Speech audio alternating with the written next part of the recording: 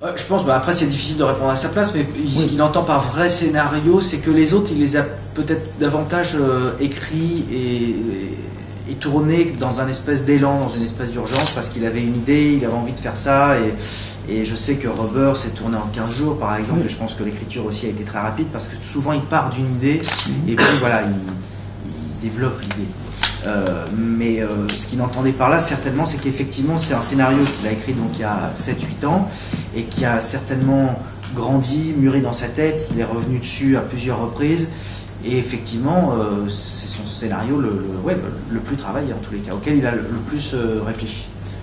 Les dialogues, comment ils étaient? Enfin, ils étaient tels que sur dans le film? Ah, absolument. Ah ouais, en fait, il y a très peu de propositions ou d'improvisation de notre part, parce que c'est-à-dire que la comédie, elle vient de là, c'est que ce sont des situations tellement fortes, tellement, moi, que je trouve drôle avant tout, mais absurdes, surréalistes, étonnantes, paranormales, qu'on n'a pas intérêt à en rajouter, parce que la comédie, elle est là.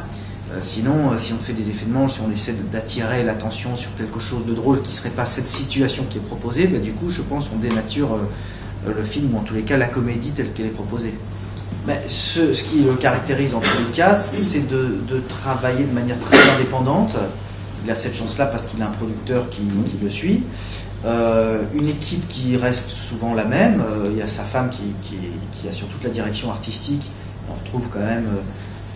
voilà, ça fait partie aussi de l'identité de ces films, hein. Elle est très, très, très présente. Des comédiens qui reviennent, Eric Judor, moi même 3 fois j'ai fait la voix française de Jack Plotnick dans Long, donc je ne peux pas dire que j'ai participé au 3 films avec lui. Et enfin pour ceux qui regardent en VF, ce qui est un peu dommage. Donc. Mais non, sa manière de filmer, après, voilà, c'était un des premiers à tourner un film avec le Canon, à l'époque de Rubber. Là, celui-là, il a tourné avec une caméra, je sais qu'au moment où on l'a tourné, c'est une Sony. Alors, moi, je suis un peu à la rue sur tout ce qui est technologie, mais c'était, je crois qu'il y en avait, c'était le deuxième film qui se faisait avec cette caméra-là. Donc, il est très, très à l'affût aussi de la technologie. Et puis voilà, d'avoir... il vient d'une génération aussi où... aujourd'hui, c'est-à-dire que c'est plus facile. On peut devenir plus facilement cinéaste, photographe, musicien, parce que la technologie fait que tout le monde chez soi peut faire un petit film, peut faire de la musique, peut faire de la photo, ce qui n'était pas le cas avant. Et voilà, il est très représentatif de cette génération-là, parce que justement, il fait un petit peu tout ça. Pour ce qui est du producteur, parfois il riait après une prise et il me disait ah non, tu me fais penser à quelqu'un, donc voilà, peut-être, mais moi je n'ai pas été amené mais je pense qu'effectivement cette rencontre qui est tout l'enjeu du film fait un peu écho à ce qu'il est lui, ce qu'il a dû connaître. C'est un réalisateur qui a toujours voulu faire des films quand même particuliers. J'imagine que quand il était là face à des producteurs ou des gens du métier et dire voilà, je voudrais faire un film qui parle d'un pneu qui tombe amoureux d'une fille et qui va tuer des gens dans le désert, voilà, ce qui est intéressant, c'est que le type en face, il ne va pas lui dire c'est bizarre, machin, il va dire mais c'est un Michelin ou un Goodyear. C'est un peu le même principe. Le type dit oui, moi ça m'intéresse, mais il écrit comment les... Ah ben ça je sais pas, moi je sais pas. Moi c'est ça qui me fait marrer. Puis alors, comme finalement dans ce film, l'ordre chronologique il est pas facile à cerner. Donc l'ordre chronologique de... Non, on tourne pas de... On est soumis aux mêmes contraintes qu'un tournage.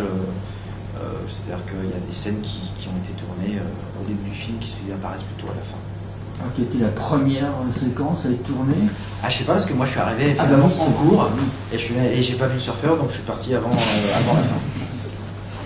D'ailleurs, si vous avez des images, amateurs. Je crois que j'ai bu 30 spritz en 2 jours. C'était un souvenir merveilleux.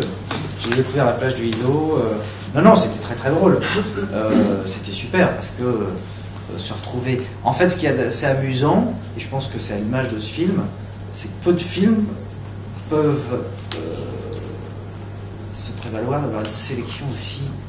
C'est-à-dire passer de Venise au Festival d'humour de l'Alpe d'Huez à Gérardmer, D'ailleurs, on nous disait à l'Alpe d'Huez qu'on était un film fantastique au festival de comédie et qu'on était une comédie au festival de film fantastique à Gérardmer.